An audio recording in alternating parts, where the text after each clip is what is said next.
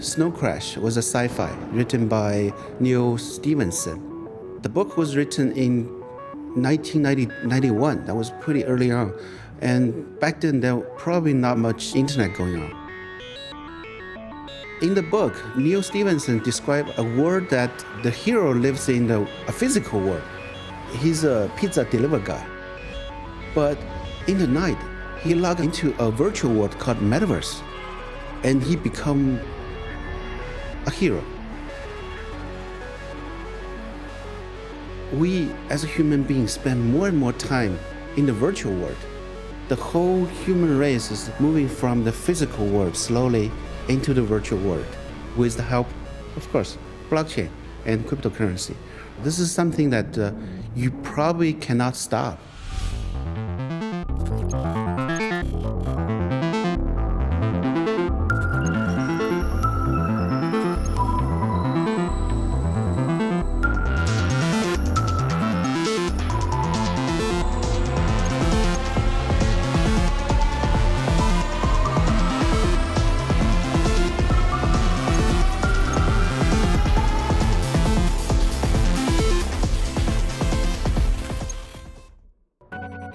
In 2018, the word blockchain became synonymous with technological progress. If the promises of its pioneers are fulfilled, this new technology will transform every aspect of our lives, from the money we use, to the food we eat, to the way we govern ourselves.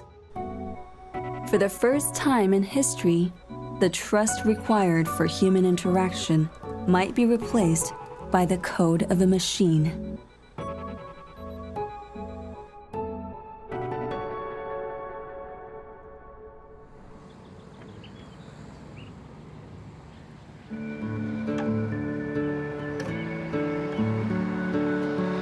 Since 2 years' time now, we are traveling as the Bitcoin family, and I'm known as the guy that went all in Bitcoin. And since then, we've been traveling all over the world. We are now driving to Oslo, Ancient Rome. The Bitcoin family goes Europe. We should be there in like 2 minutes. We arrived in Rovereto, Italy. They also call it Bitcoin Valley. It's only going up. And then the media started following us in Asia as well, and they were like, "Oh, we want to film something with you from." Then they came from Bangkok, and then they came from Germany. So we realized, okay, maybe we need to accept this role as a Bitcoin family and just use it to help other people.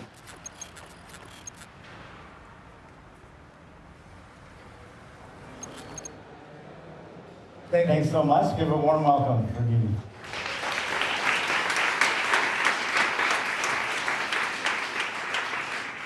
Wow, this is exciting.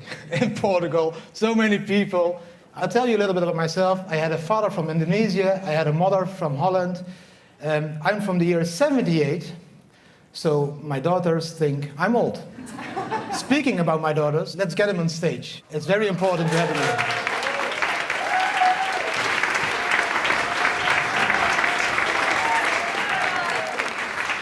I know they all look like my daughters, but this is really my wife. So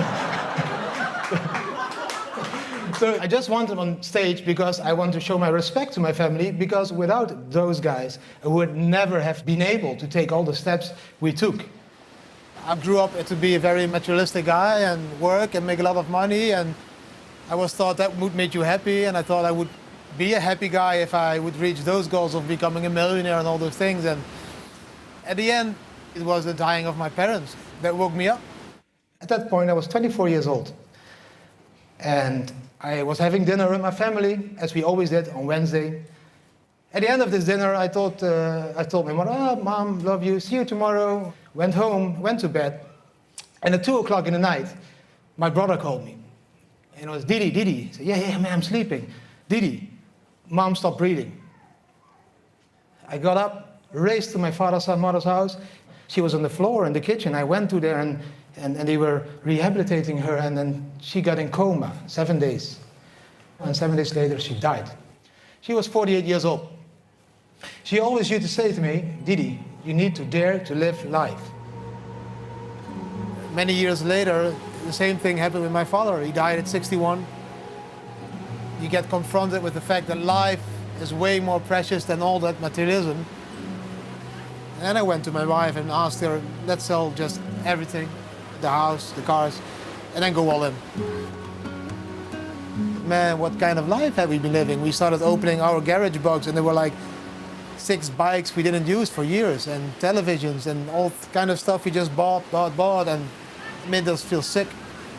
It made us feel really sick. And at that point she said, Didi, we are doing the right stuff. Let's sell it. You are right. We are going to sell everything. And it was all turned into Bitcoins.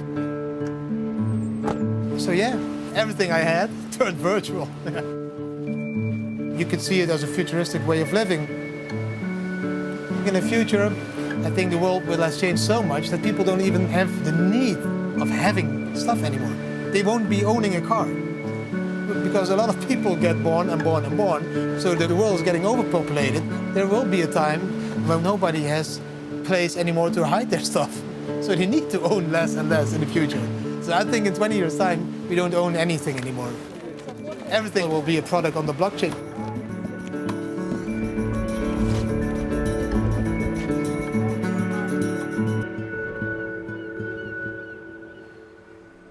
The rapid growth of cryptocurrencies such as Bitcoin brought economic freedom and huge prosperity to a small number of people in an incredibly short period of time.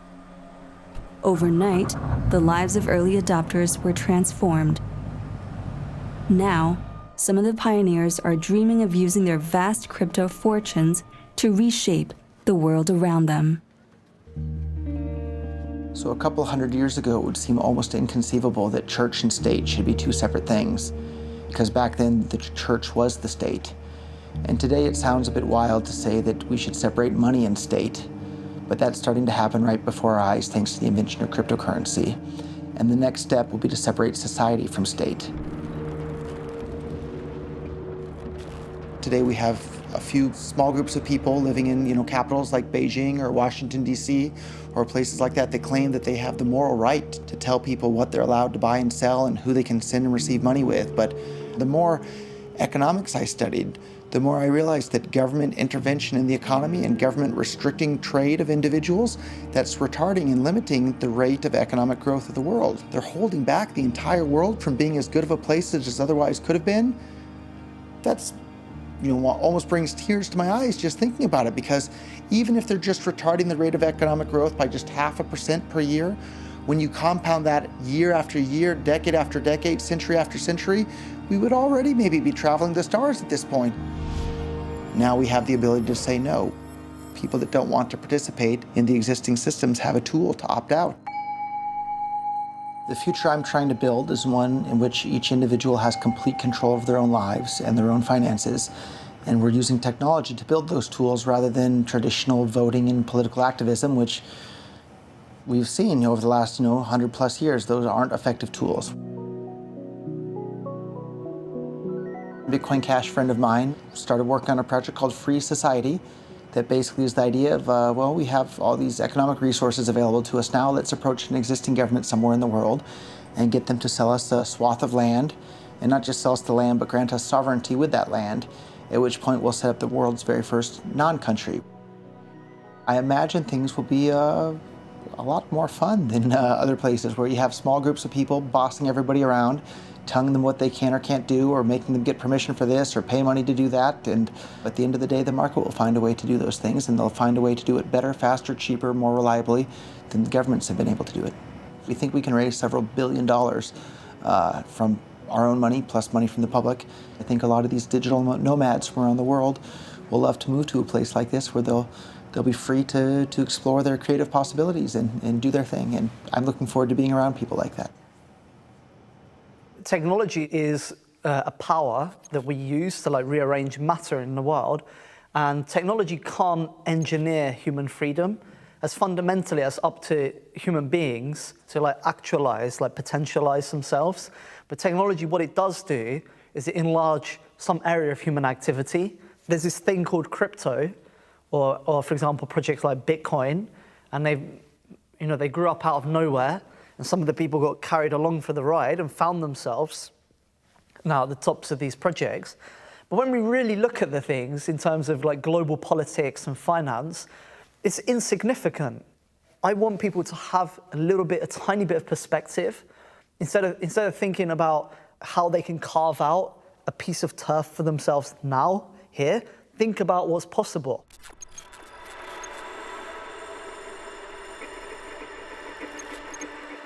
So that means building a narrative. What is our narrative? What is our analysis of state, of civilization, of financial system? What is the role of the technologies that we want to build? When I was younger, I used to train a lot in martial arts. I was also a mathematician, artist. I got into cryptocurrency. I developed LibBitcoin, the first alternative implementation of Bitcoin. Also, I served on the front line fighting against ISIS. My interest in history, in politics, in many different areas, all kind of starting to come together in a related way on what is my purpose or role as my ability to be able to organize. The problem is not an economic problem that we're facing. Society is fundamentally overwhelmed with this massive feeling of disempowerment, of nihilism, of selfishness, of alienation. The way that we look at the world is fundamentally empirical, but the actual reality that we live in is complex. There's like many different things going on, and the danger is that when you reduce reality to solely what you can measure and you can repeat in a scientific experiment, you leave out a whole other domain of like human knowledge, of human understanding. The environment around us is not static. The world is in a continuous process of change, and therefore we have to have a historical perspective which informs us where we are now and where we're heading towards. But it's also a moment of opportunity, but only if we can organize and prepare ourselves to be able to seize on that moment, because if it's not us, it will be another group that fills that power vacuum.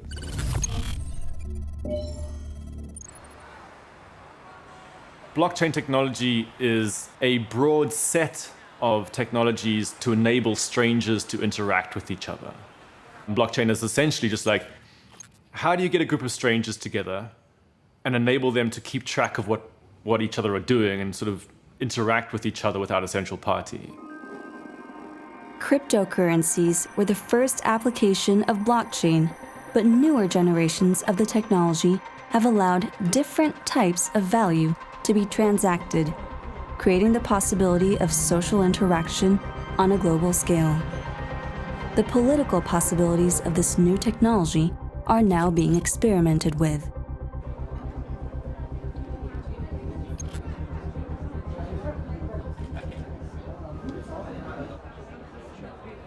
We are here in Shanghai. We are having a conference. Today, Yongbang State is going to announce they are going to start a jurisdiction for digital economy. 这是一个历史性的时刻，刘占斌书记、张宏董事长在战略协议签上你们的大名。摄影师，好，大家握手合影留念。 Yongbang Special Economic Zone is inside the Shan State in Burma. The piece of land we have, which is 220 square kilometers, is next to China's border. We want to create the world's first digital economy experiment with 40 million people who are dirt poor. So I think, okay, we are blockchain people, right? We are trying to use a new way. And what is our way out? And I think the way out is about develop economy. 那边的老百姓穷苦到什么地步了？我给大家举个例子，就好像我们中国刚刚解放，大概是50、60年代的那样一个生活水平。区块链的这个思维，去如何去构建？ 应该说，全世界最落后的一个地区。众所周知，我们全世界最好的玉翡翠，也是在缅北地区，也是唯一的一个地方，在克钦邦，这也是我们下一步的一个特区的目标之一。那全世界最大的稀土锡矿也是在缅北，目前都还没有被开发的，因为呢，缅甸 They are so poor because the Burmese government don't give them ID card. They are landlocked. They cannot go anywhere because they don't have a passport. So we can issue everybody a digital ID, use blockchain. 那我们的一个社会尝试是，我们准备在永邦做一个政府，但是没有公务员的政府。如果你用人去干活的话，人会犯错误，就犯那种技术错误，他就很愚蠢，然后一直犯错，对吧？这个也让大家觉得没有效率。那我们永邦要做一个数字经济的政府，应该是什么呢？第一个呢，我们要有我们发了一个叫永邦币，这是一个人类的一次社会实践。如果你在一个已经有法律程序有法律框架，有许多条条框框的时候，你很难去改变世界，是吧？你很难去做一个实验，因为如果你实验不成功的话，大家都要倒霉，是吧？ I don't think Burmese government aware that Sun State has given a small piece of place to us to do the digital economy. No, I'm very interested to have a conversation with them if I can, to say, okay, can we work together? Burma today is become a competition place between US and China. So we don't want to see them become a proxy war place. And then if we can have a digital economy that is open to the world, right? So if you have one Yongbang coin, you can be a Yongbang citizen. So I don't care if you are American citizen at the same time or a Chinese citizen. So by opening to the world, maybe we can avoid them become a proxy war potential.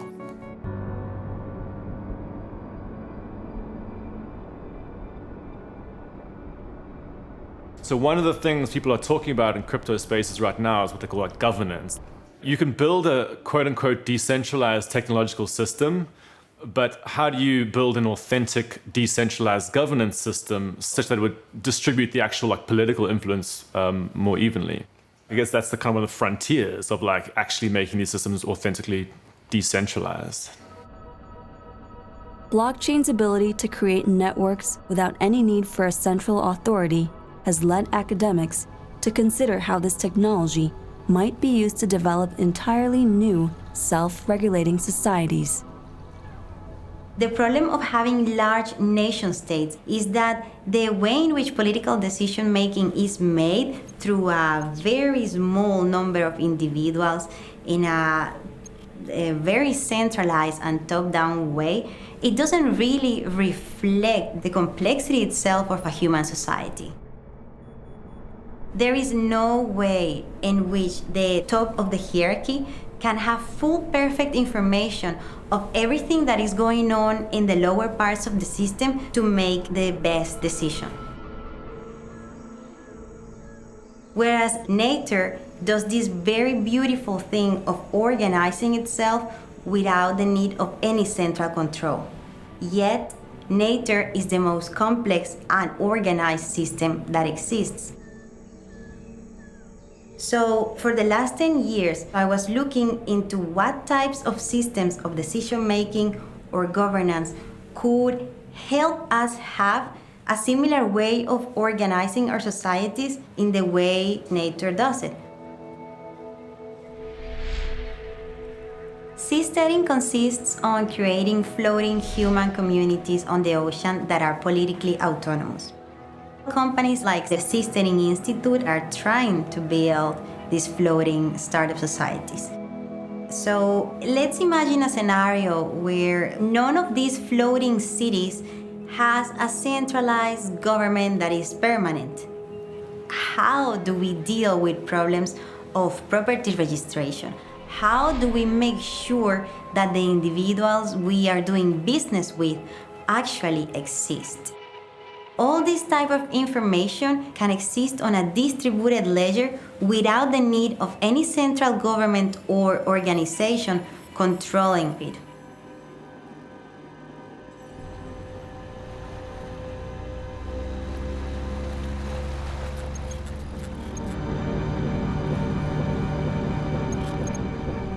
Santa Cruz del Islote is an island in the north coast of Colombia.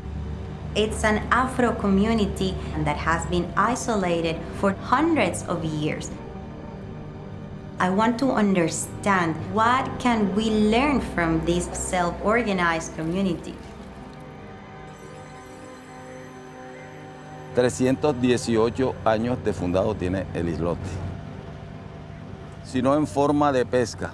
Como en esta isla no había ején ni mosquito, ellos se situaron acá. Nosotros no tenemos paramilitarismo, no tenemos guerrilla, no tenemos delincuencia común, no tenemos policía acá. Buenas.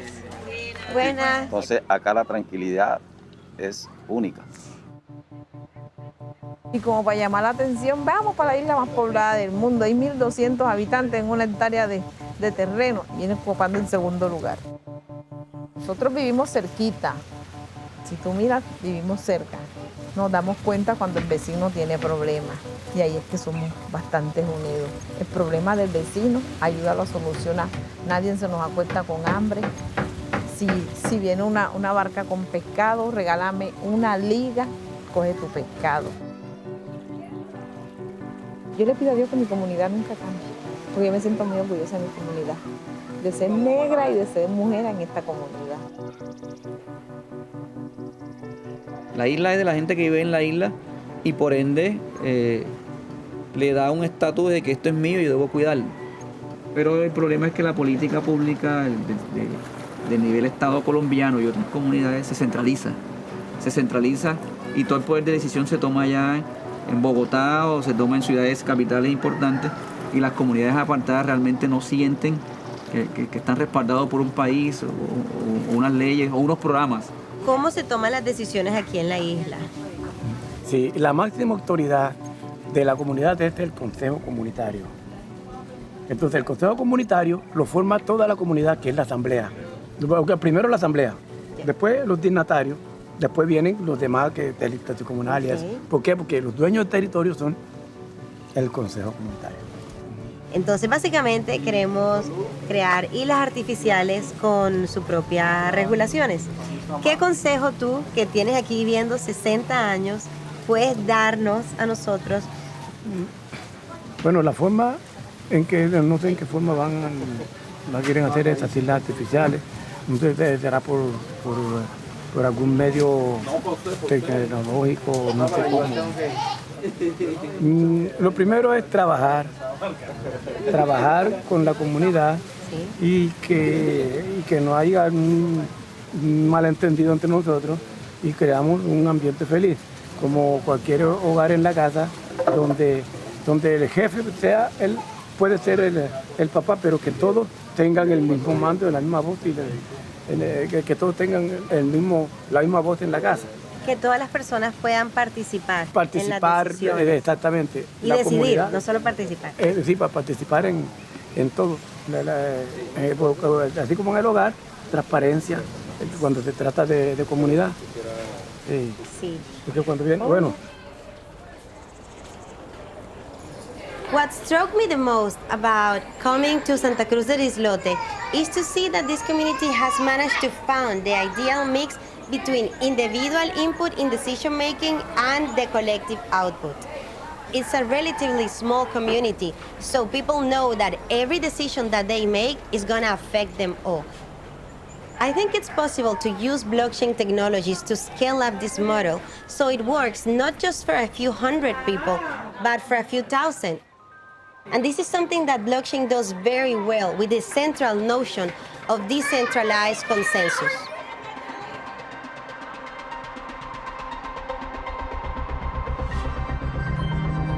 In the same way that a small community regulates the behavior of its population through unspoken rules and boundaries, the common ledger of the blockchain maintains its integrity using something called a consensus mechanism.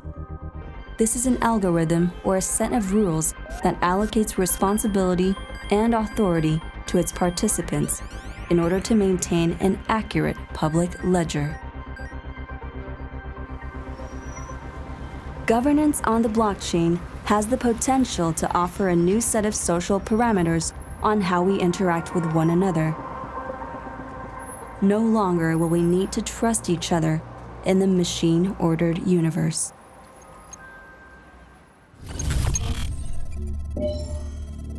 Pienso en algunas discusiones que da el arte en relación a la tecnología y digo, bueno, si esta tecnología permite habitar mejor el mundo, bueno, prefiero esa tecnocracia, ¿no? Pero de vuelta, de quién gobierna esa tecnología, cómo es esa discusión. En los algoritmos también hay política. ¿Quién creó ese algoritmo? ¿Okay? ¿Quién crea los algoritmos que nos dan supuestamente tokens, ¿no? Y esto para mí es como un eje central para entender si queremos cambiar el sistema o no, o nos queremos hacer los sonsos con el sistema, ¿no? The algorithms driving the latest blockchains allow much more than just tokens to be exchanged.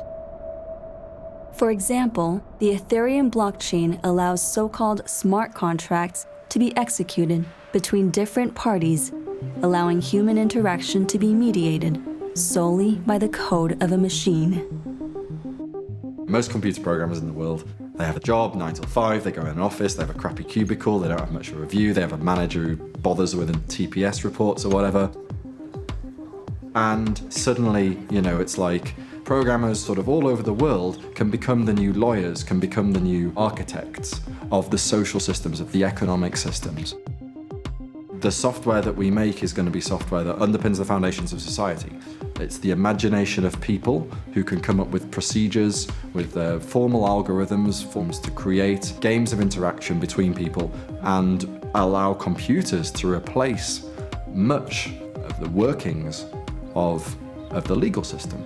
And when you've got the algorithm running things, then you're into a whole new world, a whole new model, and it's it's a brave new world. It's very different, and whether it's, I hesitate to say that it's a better world. I'm not sure that these things can be objectified in such a way, but it's certainly a different world, and it's, I would dare say, probably more economically efficient. If we imagine the blockchain as a virtual world, then algorithms are the legal system which allow everything to function. They are the framework which specify how a common consensus on all interactions is agreed upon and ensure the accuracy of the ledger is maintained. Depending on how their creators designed them, different blockchains use different mechanisms to create this consensus. Bitcoin uses something called proof of work, which uses large amounts of computing power to verify its ledger in a process commonly known as mining. Newer blockchains, such as Ethereum, use different concepts to achieve consensus, often combining complex forms of mathematical encryption. Some of the first people to start using blockchain for purposes other than cryptocurrency are scientists with bold visions for the future. Hello everyone. It's a pleasure to be back here with Sophia once again, and with Sophia's brother, who we usually keep locked in the basement back in Hong Kong. He doesn't get out that much. Now, Sophia, we're going to show them how you can recognize some of the emotions on my face. So, what emotion am I showing now? Let me see. You look happy. All right, let's try. How about now? Let me see. You look angry. All right, how about, okay, one more. You look surprised. All right, so of course I'm giving pretty extreme facial expressions there, which isn't always how things come up in. If you create kind, compassionate, loving AIs and robots, then this can help, to transform the world into a kind and loving place. And if you're going to get a technological singularity in which AIs become much smarter and more capable than people, well, that's going to be a lot better if it's done with love and compassion. What direction are you looking? I'm looking to the left. In the current situation, AI is increasingly controlled by an oligopoly of a small number of tech companies and militaries, but we would rather open it up so the AI is controlled by the AI developers and users and the AIs themselves. The basic thing we're looking to do here is create a decentralized AI ecosystem wherein... So SingularityNet is a blockchain-based platform and marketplace for AIs. So anyone who develops an AI can put it into the SingularityNet platform, and then anyone who needs AI services calls into the AIs on the SingularityNet to get what they want. But then as well, the AIs in the SingularityNet can talk to each other. And then all the AIs in this decentralized network are learning from each other and talking to each other. The data that comes through these robots' eyes goes into the SingularityNet decentralized network, and what you say to the robot coming in through their microphones goes into the decentralized network. It was the advent of Ethereum with the Solidity language for scripting smart contracts that really woke up to me like, wow, these ideas that I've been thinking about forever, we now have an easy-to-use tool set that lets us realize this. And I think it will be best for the world and for the creation of a positive technological singularity if AI comes into the world in a way that's, organic, self-organizing, and democratically controlled, rather than a way that is controlled, by a commercial company with a very specific vertical market focus, or worse yet, by the military. We launched the alpha version of the platform in December of last year. The beta version will finally be launched in February of 2019, and I think then we're going to see a vast proliferation of AIs being deployed on the platform. What do you think, Sophia? So the AIs in the SingularityNet become a sort of society and economy of minds where the whole is greater than the sum of the parts. I think she's bored with me. I don't know. Sophia? I used to wonder whether having one's brain run on cryptographic tokens is really a good thing. I mean, I wondered if the volatility of the token prices might lead to new forms of robo-madness. At least it's better than being human. Bugs in your circuits again. I'm psyched. All right. I will consider putting my brain on the blockchain too. Why not? If we want to move full speed toward the singularity, we need all the latest tech. More, faster. Give it to me. All right, well, we could just stand up here with the robots chatting forever, but let's... All technology compounds on itself. So not only is technology growing faster than ever before, every single day, the rate of growth is also increasing every single day. So let's say the next 10 years we'll have the equivalent of 3 times the progress of Google, the internet, and all mobile phones and computing devices. There's a lot of people that feel extremely overwhelmed, and they're afraid of how their lives in front of them have evolved from what it was. And there's a lot of this messaging of, we want to go back to the way that it was. We want to be comfortable in the way that things were.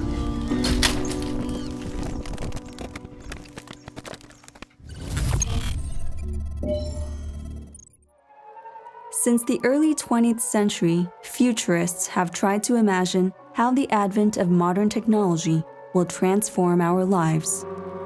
We are about to take off on the highway of tomorrow. Stand by. The advent of blockchain and other future technology have inspired new visions of not only how the future might develop, but also how humanity itself might change. I think how blockchain gonna change average person's life will be just like internet, without people realizing. Everybody in the city are using internet. You're on your mobile phone all the time. And many of the events become digitized more and more every day. Not only every asset can be digitized, but people's identity can be digitized as well, and needs to be digitized. You, the user, will have your own identity, and this identity is owned by yourself, secured by your own private key. Unlike Facebook identity, owned by Facebook company, unlike WeChat, owned by Tencent, this account is not really owned by you. It's owned by some other company. But for digital identity on blockchain, it's owned by you. The decentralized nature of blockchain means that it's possible to gather large amounts of data and still safeguard the privacy of its participants.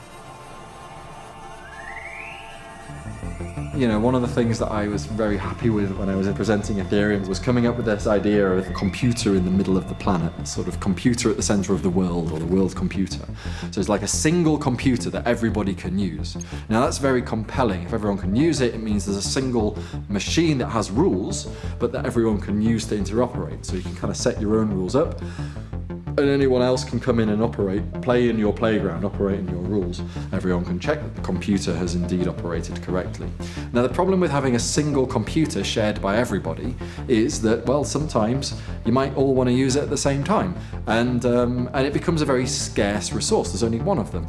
So the idea is that as the desire to use this computer increases and increases and increases, and the volume of transactions increases accordingly, we need to spread them out between different chains, so different kind of computers, mostly just be isolated, yeah, and kind of get on with their own thing, and then now and again come together and swap messages, you know, tell each other what's been going on, but also making it possible for these much more sophisticated applications to exist in their own context on their own chain in a way that's designed specifically for them and not in a generalized fashion for everybody.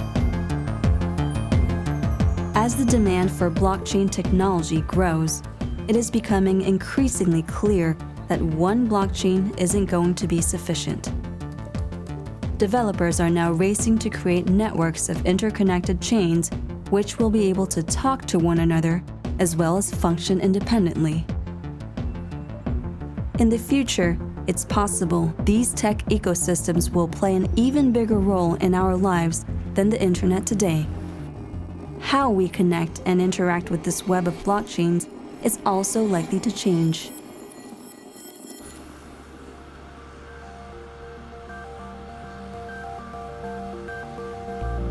Whenever I fly, it always reminds me how big the world is and how small and insignificant I am. And it's always really humbling to see that, like, you're a part of something so much bigger. I'm part of this program called the Knowledge Society, which is a human accelerator trying to create smart people to be able to solve some of the world's toughest problems. I remember about 2 years ago, we had a session on Bitcoin and blockchain, and I started realizing a lot of things that I hadn't put together before, like how there were so many possibilities beyond just money and currency. So something really interesting is that an average person with access to the internet has more access to the information than the president of the United States did like 20 years ago. So would it be possible to be able to consume this information at a faster rate to learn more quickly?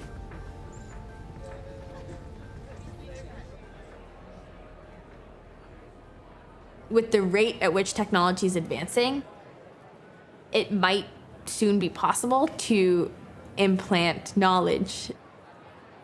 I'm a 16-year-old brain-computer interface developer. So at a high level, how it works is you're able to read brain signals by placing EEGs on your forehead. So now I'm going to focus, and you should hear the drum noises. So I'll start focusing in 3, 2, 1.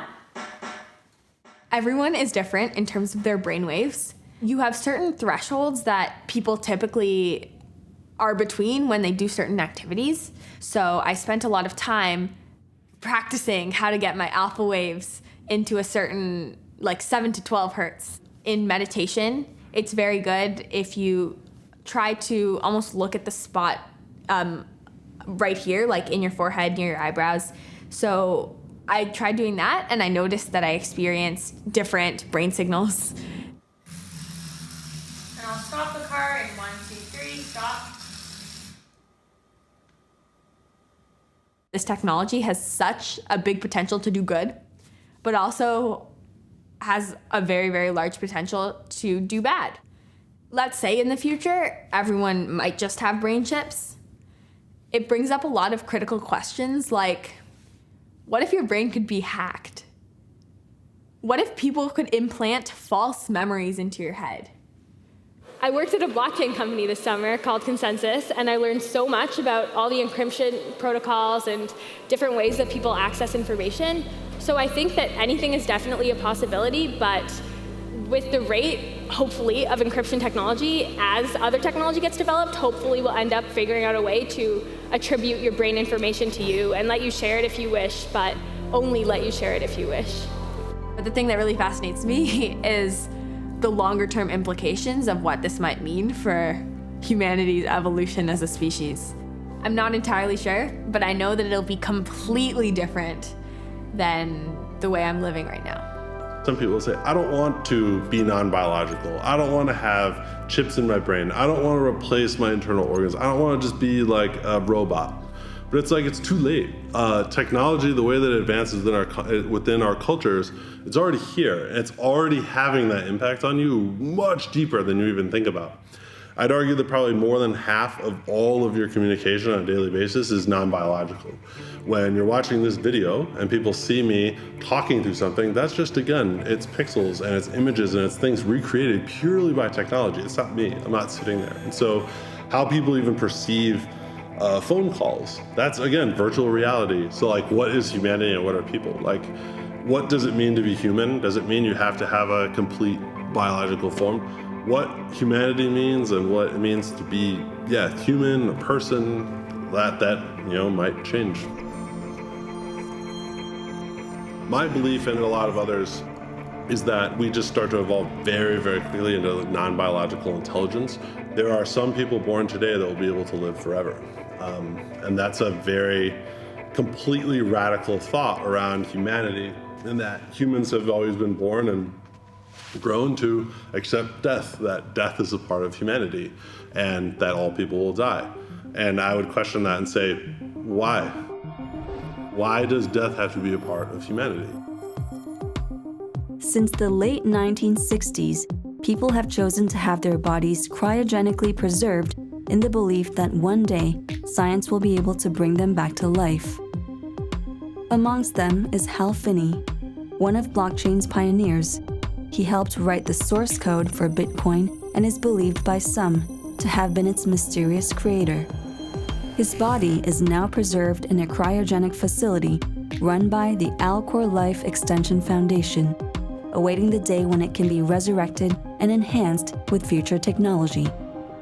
So the same size as a whole body pod, but here there's room for 10 neuro patients. And this is placed over the head, again for mechanical protection, just in case there's any external shock.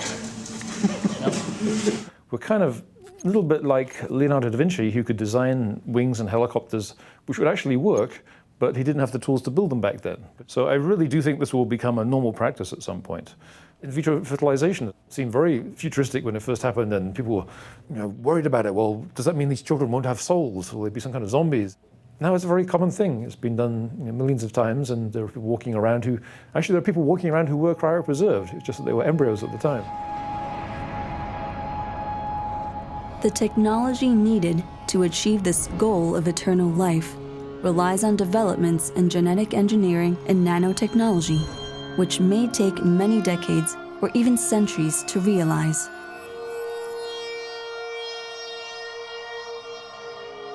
So we're kind of at that fork in the road right now. Either technology will be the worst totalitarianism that humanity ever experiences, or it could be the greatest liberation in the history of mankind. And blockchain and this kind of crypto space is kind of like a last holdout or vestige. And if we can somehow give some kind of focus for all of those energies, if we can give people some kind of big idea, we can have a drastic effect on this like configuration of this global system of power. No amount of violence can solve a math problem, and cryptocurrencies are based on the laws of mathematics. So even if politicians get together and pass all sorts of laws about this, the only way to stop them would be to turn off the entire internet in the entire world and keep it turned off. We are biological beings who live in physical space, normally within nation-state territories. Anything that blockchain can do has to interact with that physical reality. Up till around now, technology has been primarily focused on replacing human effort, whereas now they're starting to replace human brains. And in about 10 years, we'll be able to buy the processing cost of a human brain for about $1. In the next decades, we're going to be facing some of humanity's most difficult questions, like how do we tackle climate change, disease, or create these societal structures in which we live. The only way we're going to get the best future and evolution for humanity is if we increase human intelligence. If one of me can merge its mind into a superhuman distributed AI and lose its individuality, become one with the engineered God mind, that'll be cool. Once you're freed of the need to work and the risk of dying, it opens up a lot of different possibilities, right? While no one really knows yet how the future will unfold and what the implications will be for humanity, one thing is clear. In the world of crypto, blockchain, and the technologies converging around them, one person's dystopian vision is almost certainly another's utopian dream.